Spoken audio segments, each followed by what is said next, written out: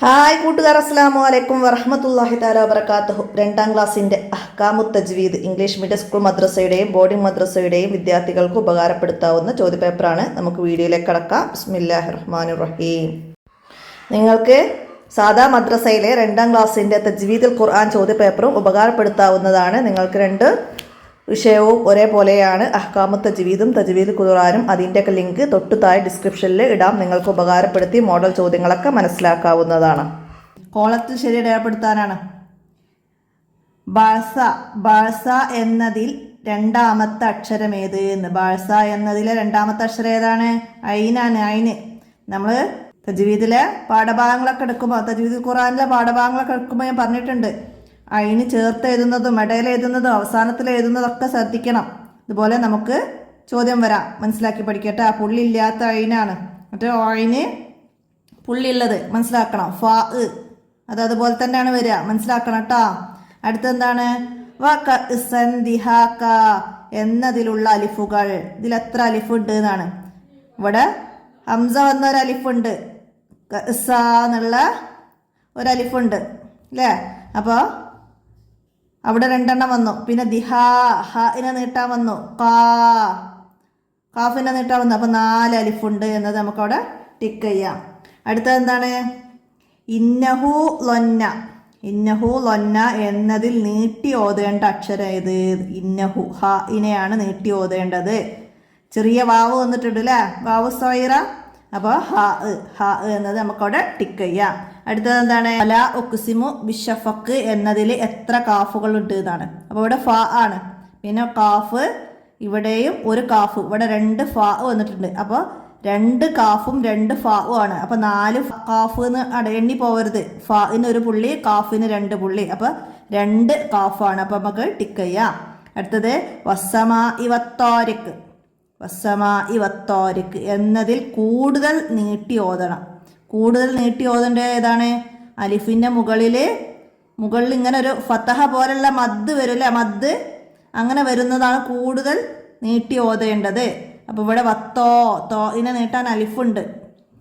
അപ്പോൾ കൂടുതൽ നീട്ടേണ്ടത് മീമാണ്. അപ്പം മീമ് എന്നത് ടിക്ക് ചെയ്യണം. അപ്പോൾ ഇതുപോലെ നമുക്ക് മറ്റുദാഹരണം തരുമ്പോഴേ അവിടെ ഏതക്ഷരത്തിനാണോ മുകളിൽ ഈ മദ് വന്നത്, യാ കൊണ്ട് നീട്ടുന്നതായാലും വാവ് കൊണ്ട് നീട്ടുന്നതായാലും ഒക്കെ അതിൻ്റെ മുകളിൽ ഇതേപോലെ മദ് വരും. അപ്പോഴാണ് അതാണ് ആ അക്ഷരമാണ് നമ്മൾ മീമ് അല്ലേ?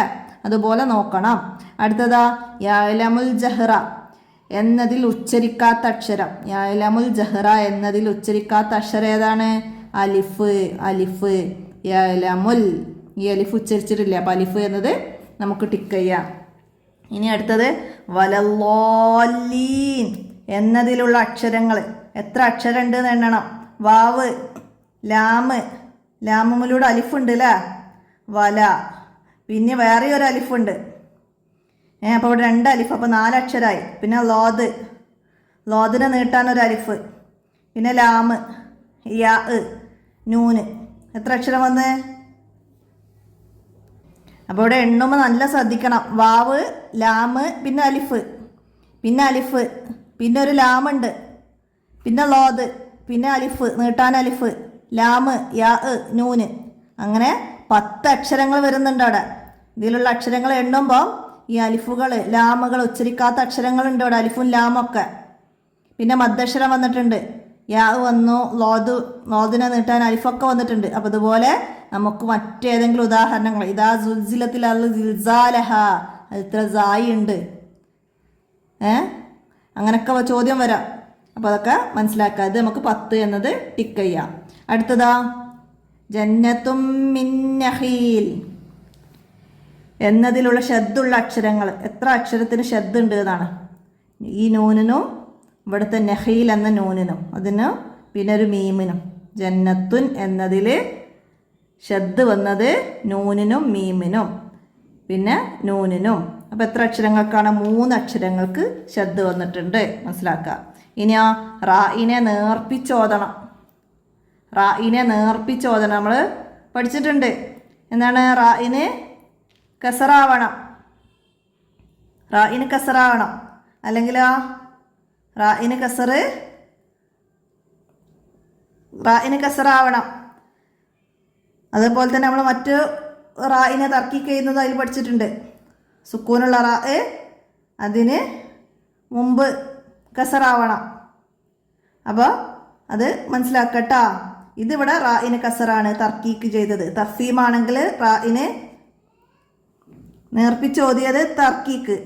തഫീം എന്ന് പറഞ്ഞാൽ കനപ്പിച്ചോതിയതിന് ഉദാഹരണം. അതിന് റായിന് ഫത്തഹോ ലമ്മോ വന്നാൽ കനപ്പിച്ചോതുന്നതാണ്. അപ്പോൾ കനപ്പിച്ചോതിയതിന് ഉദാഹരണം ചോദിക്കുകയാണെങ്കിൽ റായിന് ഫത്തഹോ ലമ്മോ വന്നാൽ അതാണ് ഉദാഹരണം വരിക. അപ്പോൾ നേർപ്പിച്ചോതിയത് തർക്കീക്കും കനപ്പിച്ചോതിയത് തഫീമുമാണ്. മനസ്സിലാക്കുക.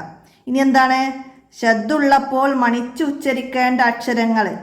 ശബ്ദുള്ളപ്പോൾ മണിച്ചുച്ചരിക്കേണ്ടത് മീമുൻ നൂനാണ്. ശബ്ദുള്ള മീമിനെയും നൂനിനെയും എപ്പോഴും മണിച്ച് ഉന്നത്ത് ചെയ്ത് ഉച്ചരിക്കണം കേട്ടോ. മനസ്സിലാക്കുക. ഇനി ചേരുമ്പടി ചേർക്കാൻ വന്നത് എന്താണ്? യറഹു അഹദ്. യറഹു അഹദ് എന്താണ്? ഇവിടെ ഹായിനെ നീട്ടി ഓതി. ഹായിനെ നീട്ടി ഓതി. അപ്പോൾ അവിടെ നമുക്കതിൻ്റെ ബി എഴുതാം. പിന്നെ റസൂലുൽ ജഹീം. അപ്പോൾ അതിൽ എത്ര അലിഫുണ്ട് എന്നതാണ്. അപ്പോൾ നമുക്കതിൻ്റെ 3 അലിഫുകൾ എന്ന സി എഴുതാം. അടുത്തത് ഇന്ന ബത്ത്ഷ. ഇന്ന ബത്ത്ഷയിൽ നൂന് ശബ്ദുള്ളതാണ്. അപ്പോൾ അവിടെ നൂനിനെ മണിച്ചോദണം. എഴുതി നൂനിനെ മണിച്ചോദണം. അടുത്തതോ അമ്മാമൻ ശബ്ദുള്ള മീമ്. അപ്പം മീമിനെ മണിച്ചോദണം. അപ്പം അതിൻ്റെ ഈ എഴുതി. അടുത്തതോ ലഹുൽ മുൽക്ക്. ലഹുൽ മുൽക്ക് എന്താണ്? ഹായിനെ നീട്ടാതെ ഓതി. ഹായിനെ നീട്ടാതെ ഓതണം. അതിൻ്റെ ഡി എഴുതാം. അപ്പോൾ ഇവിടെ ലഹു എന്നിടത്ത് ചെറിയ വാവ് വന്നുകൊണ്ട് അവിടെ നീട്ടി. യറഹു എന്നതിൽ ചെറിയ വാവ് വന്നുകൊണ്ട് അവിടെ നീട്ടി. ഇവിടെ വാവ് ഇല്ല അല്ലേ? അപ്പോൾ അത് മനസ്സിലാക്കണം കേട്ടോ. അപ്പോൾ ഒക്കെ മനസ്സിലാക്കിയിട്ട് വേണം ഹായിനെ നീട്ടി ഓതിയത് നീട്ടാതെ ഓതാത്തതൊക്കെ അടയാളപ്പെടുത്താൻ. മനസ്സിലാക്കി പഠിക്കുക. അടുത്ത ഇനി പൂരിപ്പിക്കാനാണ്. തർഹക്കുഹ ഖത്തറത്ത് എന്നതിൽ. തർഹക്കുഹ ഖത്തറത്ത് എന്നതിൽ എത്ര അക്ഷരങ്ങളുണ്ട്? അപ്പോൾ അക്ഷരങ്ങൾ എണ്ണണം. ത റാ ഹ ഖാഫ് ഹ അലിഫ് ഖാഫ് ത റാ ത. അങ്ങനെ 10 അക്ഷരങ്ങളുണ്ട് അവിടെ. 10 അക്ഷരങ്ങളുണ്ട്. അപ്പോൾ നീട്ടാൻ വരുന്ന അലിഫ് ഒക്കെ നമ്മൾ എണ്ണണം. മാറിപ്പോകരുത്, മറന്നു പോകരുത്. അങ്ങനെ 10 അക്ഷരങ്ങളുണ്ട്. അപ്പോൾ ഇതുപോലെ മറ്റ് ഏതെങ്കിലും ഖുറാനിന്ന് മനസ്സിലായില്ല? അപ്പോൾ അത് മനസ്സിലാക്കുക. അടുത്തതാ ജഹീം എന്നതിലെ ഒന്നാമത്തെ അക്ഷരം ജീമാണ്. ഒന്നാമത്തെ അക്ഷരം ജീമാണ്. ഹാവും ഹാവും ഒക്കെ ഉണ്ട്. കുട്ടികളെ തിരിച്ചറിഞ്ഞ് എഴുതാനാണ്. അപ്പോൾ രണ്ടാമത്തെ അക്ഷരമാണ് ഹ. അപ്പോൾ അത് ഇവിടെ ഒന്നാമത്തെ ചോദിച്ച് രണ്ടാമത്തെ ചോദിക്കും. മൂന്നാമത്തെ അക്ഷരം ഇവിടെ യാ ആണ് മദ്ദക്ഷരമായിട്ട്. അങ്ങനെ ഏത് അക്ഷരവും ചോദിക്കാം, എടുത്ത് എഴുതാൻ കഴിയും. ജീമെന്ന് ഇങ്ങനെ എഴുതാം. നിങ്ങൾക്ക് അറബി ലെറ്റേഴ്സ് പോലെ അങ്ങനെയും ജീം എഴുതാം. മനസ്സിലാക്കുക. അടുത്തതാ ബിൽ ഹസ്ല്. ബിൽ ഹസ്ലി എന്നതിൽ ഡേഷിനെ ഉച്ചരിക്കരുത്. ബാഇനോട് ചേർന്നൊരു അലിഫുണ്ട്, അതിനെ ഉച്ചരിക്കരുത്. അലിഫ്. അപ്പോൾ അലിഫ് എന്ന് ഇങ്ങനെ എഴുതാം. ഇത് എഴുതും ചെയ്യാട്ടോ. അപ്പോൾ അത് മനസ്സിലാക്കുക. അലിഫിനെ ഉച്ചരിക്കരുത്. അടുത്തതാ ജഹന്നമ. ജഹന്നമ എന്നതിൽ ഡേഷിനെ മണിച്ചോദണം. മണിച്ചോദേണ്ട അക്ഷരങ്ങൾ ഷദ്ദുള്ള നൂനും ഷദ്ദുള്ള മീമുമാണ്. അപ്പോൾ ഇവിടെ ഷദ്ദുള്ള നൂന് വന്നു. അതുകൊണ്ട് നമുക്കിവിടെ നൂന് എന്ന് എഴുതാം. അപ്പോൾ അത് നൂന് ഇങ്ങനെ എഴുതാം കേട്ടോ. അപ്പോൾ അത് നൂനിനെ മണിച്ചോദണം. അടുത്തതാ ഹിതാമുഹു. ഇസ്കുൻ എന്നതിൽ ഹായിനെ എന്താണ്? ഹിതാമുഹു എന്നതിൽ ഹായിനെ എന്ത് ചെയ്യണം? ഇവിടെ ചെറിയ വാവ് വന്നിട്ടുണ്ട്. എന്ത് ചെയ്യണം? നീട്ടി ഓതണം. നീട്ടി ഓതണം. അടുത്തത് ഇനി ഒറ്റ വാക്കിൽ ഉത്തരം എഴുതാനാണ്. ബോസിറത്ത്. ബോസിറത്ത് എന്നതിലെ രണ്ടാമത്തെ അക്ഷരം ഏത്? രണ്ടാമത്തെ അക്ഷരം ഐനാണ്. നമ്മൾ നേരത്തെ പറഞ്ഞില്ലേ, ഐന് ചേർത്ത് എഴുതുന്ന രീതി മനസ്സിലാക്കി വെക്കണം. അപ്പോൾ ഐന് ഇങ്ങനെ എഴുതാം, നിങ്ങൾക്ക് ഇങ്ങനെ എഴുതിയിടാം കേട്ടോ. മനസ്സിലാക്കുക. അടുത്തതാ കൊരിയ. കൊരിയ എന്നതിൽ റായിനെ എങ്ങനെ ഓതണം? റായിന് കസ്ര വന്നതുകൊണ്ട് റായിനെ നേർപ്പിച്ചോദണം. റായിന് ഫത്തഹോ ലമ്മോ ആണെങ്കിൽ റായിനെ കനപ്പിച്ചോദണം, അല്ലെങ്കിൽ തടിപ്പിച്ചോദണം. അങ്ങനെയൊക്കെ എഴുതട്ടോ. അപ്പോൾ ഇവിടെ തർക്കീക്കും തഫീമും ആണ്. അപ്പോൾ അതിനെക്കുറിച്ച് നിങ്ങൾക്ക് കൂടുതലായിട്ടൊന്നും പറയുന്നില്ല. 2-3 ഉദാഹരണങ്ങളൊക്കെ കാണിച്ചിട്ടാണ് നിങ്ങൾക്ക് പാടത്ത് പറയുന്നത്. അപ്പോൾ അത് റായിന് കസറ വരുമ്പം നേർപ്പിച്ച്, ഫത്തഹോ ലമ്മ വരുമ്പം കനപ്പിച്ചാണ് ഓതേണ്ടത്. അപ്പോൾ അത് നേർപ്പിച്ച് കനപ്പിച്ച് എന്നുള്ള മനസ്സിലാക്കട്ടോ. അടുത്തതോ കല്ല എന്നതിൽ എത്ര അക്ഷരങ്ങളുണ്ട്? കല്ല എന്നതിൽ എത്ര അക്ഷരമുണ്ട്? കാഫ്, ലാമ്, അലിഫ് അല്ലേ? അപ്പോൾ നമുക്ക് അവിടെ 3 അക്ഷരം എന്ന് എഴുതാം. പക്ഷേ ഇവിടെ ഒരു ഷദ്ദുള്ള അക്ഷരം എന്ന് പറഞ്ഞാൽ 2 അക്ഷരമാണ്, കൂട്ടക്ഷരമാണ്. പക്ഷെ അത് നമുക്ക് കുട്ടികൾക്ക് പഠിപ്പിക്കാത്തത് കൊണ്ട് നമുക്കവിടെ 3 തന്നെ എഴുതിയാൽ മതി. ശരിക്ക് ഇങ്ങനെയാണ് ക ല് പ്ലസ് ലാ അലിഫ്, മനസ്സിലായില്ലേ? അങ്ങനെയാണ് ഈ കല്ല എന്നുള്ളത് വരുന്നത്. ക ല് ലാ അലിഫ്, കല്ല. അപ്പോൾ ശരിക്കും 4 അക്ഷരം ഉണ്ട്. പക്ഷെ അവർക്ക് ഈ ശബ്ദമുള്ള അക്ഷരം കൂട്ടക്ഷരം ഇങ്ങനെ അവർക്ക് മനസ്സിലാക്കി കൊടുക്കുന്നില്ല. അപ്പോൾ അതുകൊണ്ടാണ്. അപ്പോൾ നമുക്കിവിടെ കുട്ടികൾ പ്രത്യക്ഷത്തിൽ കാണുന്ന കാഫ്, ലാമ്, അലിഫ് അങ്ങനെ 3 അക്ഷരം എന്നത് നമുക്കവിടെ എഴുതാം.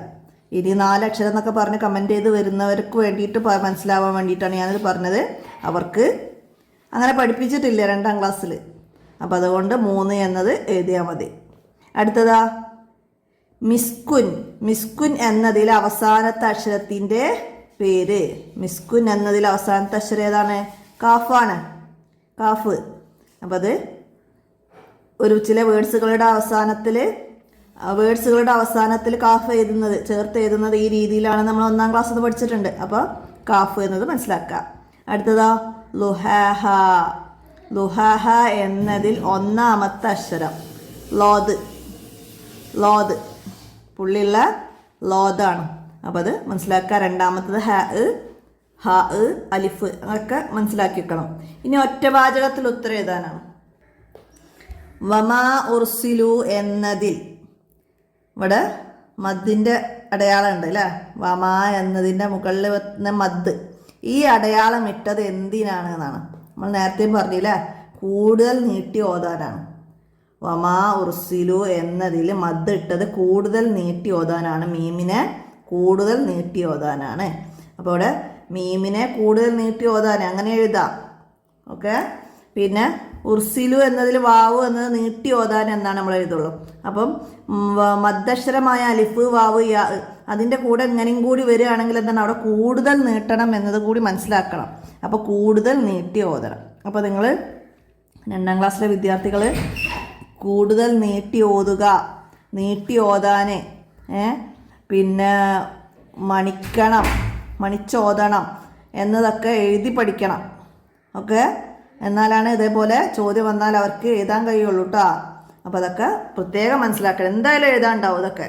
കൂടുതൽ നീട്ടി ഓതണം, നീട്ടി ഓതാന് എന്നതൊക്കെ കേട്ടോ. ഇനി അടുത്തത് എന്താണ്? ലഹു മുൽക്ക്. ലഹു മുൽക്ക്, ലഹു മുൽക്കു സമാവാത്തി. ഇവിടെ ഹായിന് ശേഷം ചെറിയ വാവ് കൊടുക്കുന്നത് എന്തിന്? ചെറിയ വാവ് അത് നീട്ടി ഓതാനാണ്.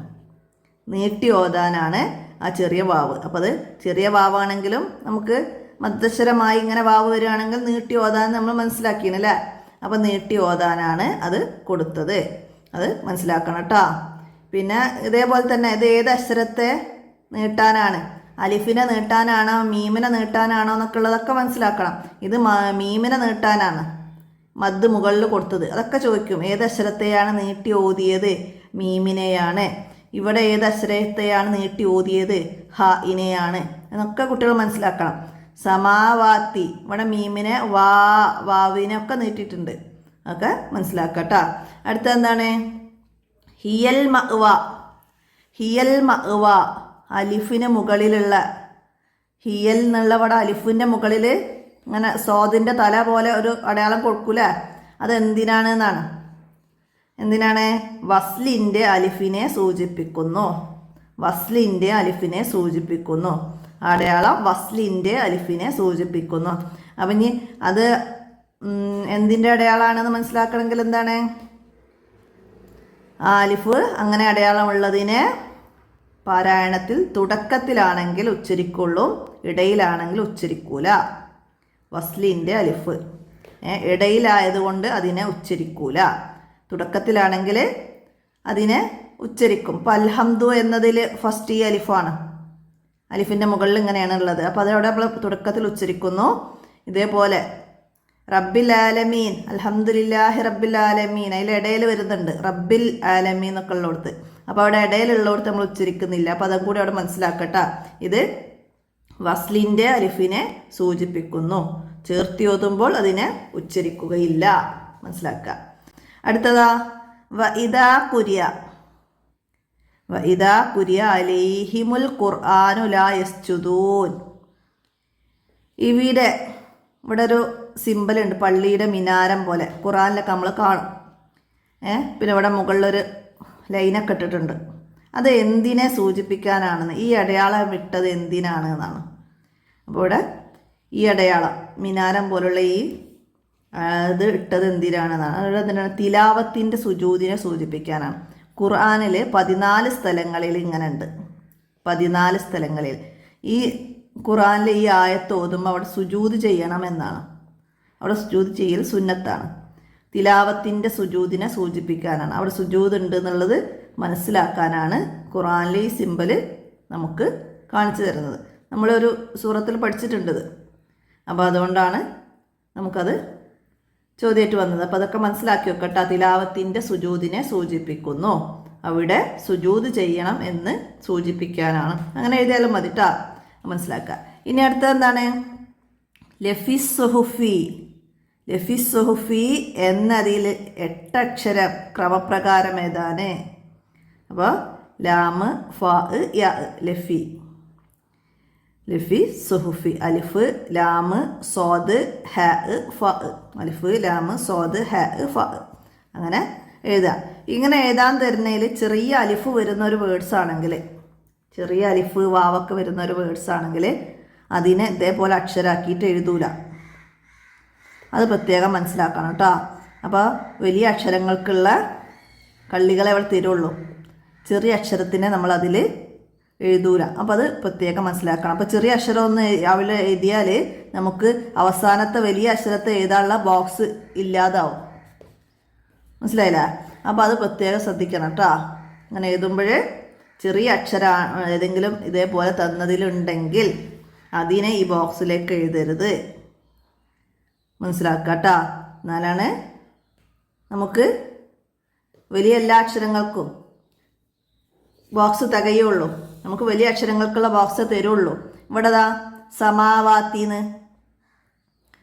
സമാവാത്തി തന്നതിൽ നമുക്ക് ഏതൊക്കെ അക്ഷരങ്ങളുണ്ടെന്ന് എടുത്ത് എഴുതാൻ വന്നിക്കുകയാണെങ്കിൽ സീന് തൊട്ടിട്ട് ഞാൻ ഇപ്പോൾ പറയുന്നുള്ളൂ. ഏതൊക്കെയാണ്? സീന്, മീമ്, വാവ്, ത, അങ്ങനെ എഴുതിയാൽ മതി. ചെറിയ അലിഫ് ഇവിടെ മീമിൻ്റെ മുകളിലുണ്ട്, വാവിൻ്റെ അടുത്തുണ്ട്. അപ്പോൾ അതൊന്നും ബോക്സിലേക്ക് എടുത്ത് എഴുതൂല. അപ്പോൾ അത് മനസ്സിലാക്കട്ടോ. അപ്പോൾ ഇത്രയാണ് നിങ്ങൾ അഹ്കാമു തജ്വീദിൽ മനസ്സിലാക്കി പഠിക്കേണ്ടത്. അപ്പോൾ എല്ലാവരും ചോദ്യപേപ്പറുകളൊക്കെ ഉപകാരപ്പെടുത്തുക, വീഡിയോ കൂട്ടുകാർക്ക് ഷെയർ ചെയ്തെടുക്കുക. നമ്മൾ 2ാം ക്ലാസ്സിൻ്റെ തജ്വീദുൽ ഖുർആൻ ചോദ്യപേപ്പർ ചെയ്തതിൻ്റെ ലിങ്കുകൾ തൊട്ട് താഴെ ഡിസ്ക്രിപ്ഷനിൽ ആഡ് ചെയ്യാം. അതൊക്കെ എല്ലാവരും ഉപകാരപ്പെടുത്തി കൂട്ടുകാർക്കൊക്കെ ഷെയർ ചെയ്തെടുക്കുക. നന്നായി മനസ്സിലാക്കി പഠിക്കുക, ഉപകാരപ്പെടുത്തുക. നന്നായി മനസ്സിലാക്കി പഠിച്ച് നന്നായിട്ട് എക്സാം വിജയിക്കാൻ അള്ളാഹു എല്ലാവർക്കും തൗഫീക്ക് നൽകട്ടെ. ആമീൻ. അസ്സലാമു അലൈക്കും വറഹ്മത്തുള്ളാഹി.